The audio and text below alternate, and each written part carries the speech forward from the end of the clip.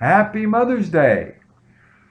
Today's lesson is from Psalm 23, verse 4, and it deals with someone being there when you are afraid.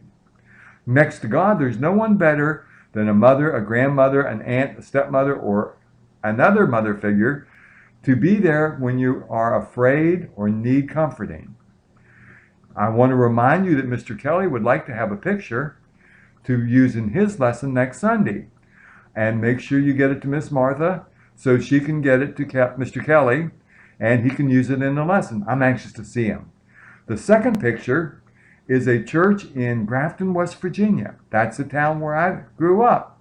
And that church is also where I had some Cub Scout meetings. And it is a church where Anna Jarvis, the founder of Mother's Day, held a memorial for her mother in 1908. She had to fight for 6 more years, but finally, Woodrow Wilson signed a proclamation in 1908 declaring there to be a Mother's Day. You learned a lot from Mr. Kelly last week about the first 3 verses. You learned the Psalms praise God, that God cares and provides for us, and that God restores and heals our minds and emotions. He renews us and gives us strength for our very lives. Looking at the psalm, it starts, "The Lord is my shepherd, I lack nothing. He makes me lie down in green pastures. He leads me beside quiet waters. He refreshes my soul. He guides me along the right paths for his name's sake. Even though I walk through the darkest valley, I will fear no evil, for you are with me. Your rod and your staff, they comfort me." Notice the pronoun used for God in the first 3 verses. It's he. That's a third-person pronoun. We use it when we're talking about somebody. Now, let's look at the next verse. Let's look at verse 4 again. "Even though I walk through the darkest valley, I will fear no evil, for you are with me. Your rod and your staff, they comfort me." There in verse 4, they use the pronoun you. That's a second-person pronoun. Instead of talking about God, we are talking to God. "Even though I walk through the darkest valley, I will fear no evil, for you are with me. Your rod and your staff comfort me." God is with you and me. That's a powerful and reassuring message. And it's also important that we realize we can talk to God. And God's rod is there to comfort me. His staff will guide me.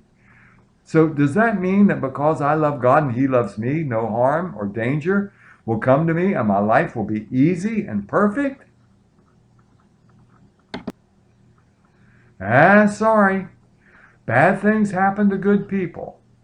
God gives us the strength and the guidance to deal with the bad things that happen to us. God does not prevent problems in our life. God does not promise us a pain-free, easy life. God does promise to be there with us when we need him most. That sounds a lot like a mother figure to me. What do you fear? Most of us get fearful or anxious when we are in a situation we don't have control, where we don't have control. That could be a test at school, meeting new people, snakes, spiders, or any of a number of other things that could happen to us. What do you fear? Time to pause for you to think about what you fear.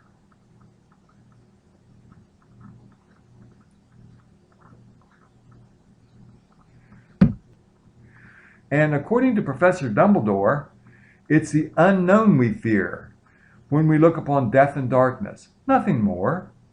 The unknown is what we fear. What we don't know is going to happen, what we can't control, that we fear. No matter what we fear, God is here to help us through our hard times. God is powerful. He could do it alone. He could take care of us, but he loves it when humans are willing to help other humans. That's part of the strength he gives us in the ability to help others in their times of need. That's also part of the mission of our church. We help others in need. You all have already done that this year.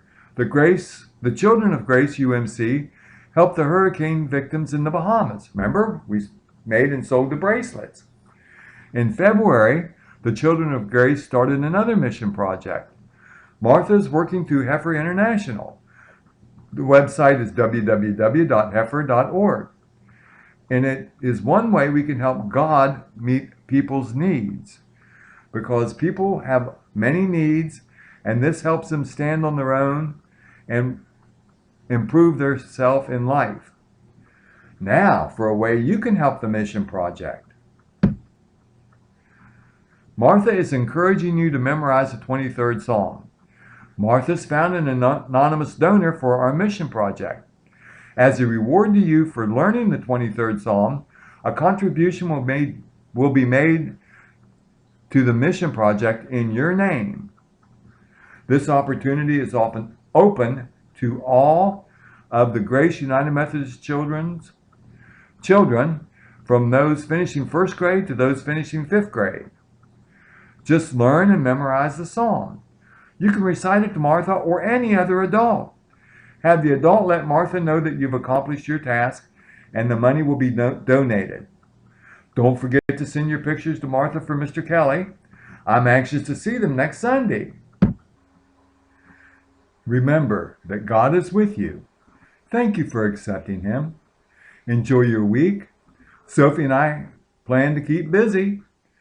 And one correction, President Woodrow Wilson signed the proclamation in 1914, not 1908, designating the second Sunday in May a holiday to celebrate mothers.